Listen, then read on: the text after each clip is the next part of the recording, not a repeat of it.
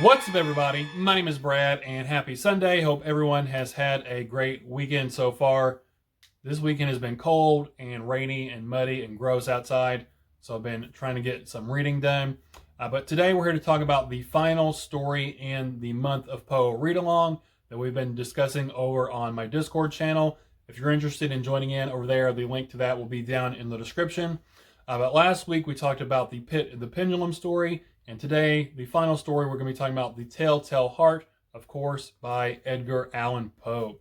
Like all the other videos, sort of, I guess, in this Edgar Allan Poe series, there will be spoilers for the story. So if you haven't read it and don't want to be spoiled, go read it first, come back later. I think this one might have been the shortest of the four stories that we read. It was either this one or The Mask of the Red Death.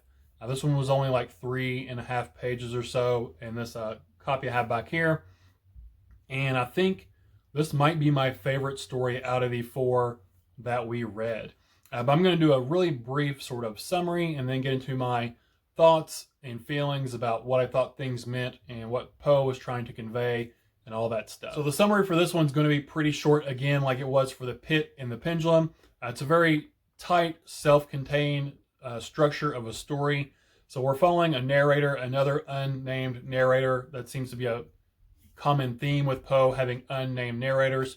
But he lives in the house with this old man, and this old man has like a dead eye, an evil eye, a vulture's eye. Basically, it's sort of whited over like a cataract. And that eye makes our narrator want to kill this old man. So for like a week straight, the narrator creeps into the old man's room at the stroke of midnight and barely opens a lantern to shine a light on his face. And every night, the old man's eye is closed. And then finally, on the 8th night, I believe the eye is open. And then he goes on to murder and kill the old man. He chops the body up, hides it beneath the floorboards. A little bit later, some police come knock on his door saying they got a complaint from the neighbors about a disturbance. He lets the police in. They look around. They don't find anything. He's very arrogant and brings them even into the room where he has killed the man and hidden his body beneath the floorboards. And he starts to hear this beating of the heart, and it gets louder and louder and louder. And finally, the narrator confesses to killing the old man, says, look beneath the floorboards, you'll find his body. And that's the end of the story. So what does this all mean? So let's start with the title of the story, The Telltale Heart. I think this comes into play twice during the story. On the 8th night, when the narrator creeps into the old man's room and finally sees that his eye is open, he knows that he's awake in there. This is the night where he kills the old man. He can hear in the darkness the old man's heart beating, and it grows louder and louder and louder, sort of the heart telling the tale. And I'm very curious if the narrator was actually hearing the old man's heart or if he was hearing his own heart. I'm sort of, giddy with excitement and anticipation in the act he's about to commit, the murder he's about to commit. And then again, towards the end of the story, after he's killed the old man, chopped his body up, hit him under the floor, he's talking in the room with the policeman. He starts to hear that heart beat again, and it grows louder and louder and louder. He's getting super nervous and frustrated and flustered, and the police don't seem to hear it. But he thinks it's the beating heart of the dead old man that he just killed. But in reality, I think it's his own heart. Again, the telltale heart. The heart is telling the tale. I think it sort of was his conscience and his guilt that was really eating away at him and came through in this form of this overly loud, almost insanity type beating of the heart, which finally drove him to confess to the murder, show the police where the body was and what he had actually done. Another thing throughout the whole entire story, the narrator keeps telling the reader how he's not insane, how this story and his actions throughout the story will prove that he is not insane, which leads me to believe that he actually was insane. He is insane, so he's trying to prove so hard that he is not insane. Also, his reason for killing the old man, he really had no reason whatsoever.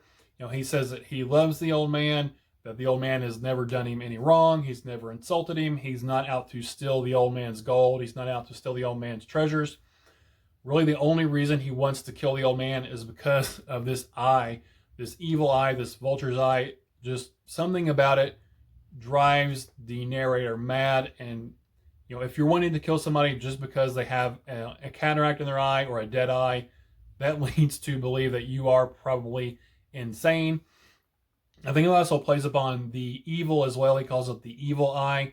It's this outside ugliness of the old man, but the fact that the narrator wants to kill the old man because of the eye is sort of a reflection of the evil inside of the narrator, I think, playing upon, his evil intent and intentions. Just because it doesn't show on the outside doesn't mean you have that evil on the inside. And I think that evil eye was a reflection of the narrator's own evil that he had within himself for wanting to murder a man that he says he loves, has no ill will towards, no cause to kill him other than the eye that bothers him so bad.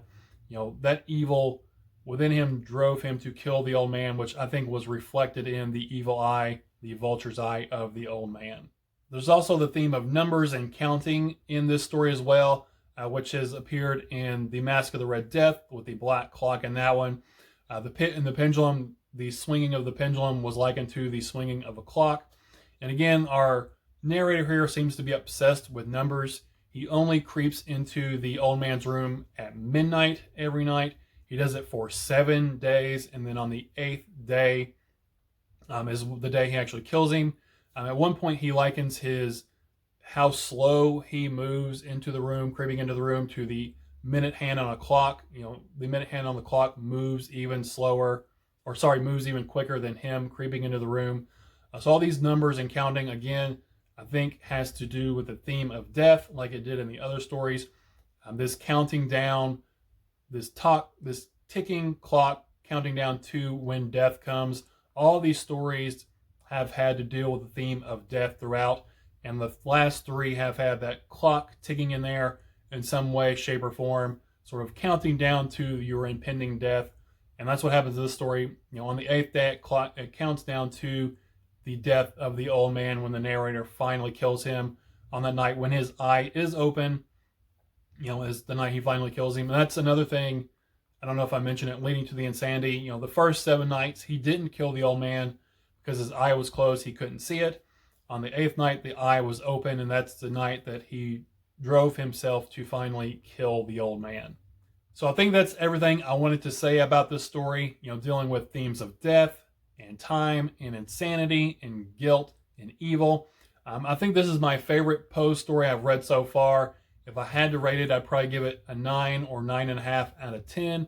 I really, really dug this one. Like I said, this is my favorite one so far.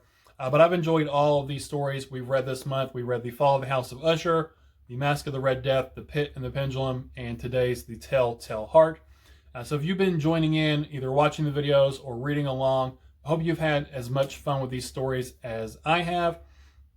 I'm going to continue on reading some more Poe over with A.B. Frank, Alex, the Bookish Report on his channel. He's going to continue on reading some more Poe. I think I'm going to read along with him when he does his stories. And I'll link his channel down in the description as well. But that's all I have for you guys today. So I hope you all have had fun with this month of Poe read along. Thank you all for spending your time with me today. Again, my name is Brad, and I'll talk to y'all later. Bye.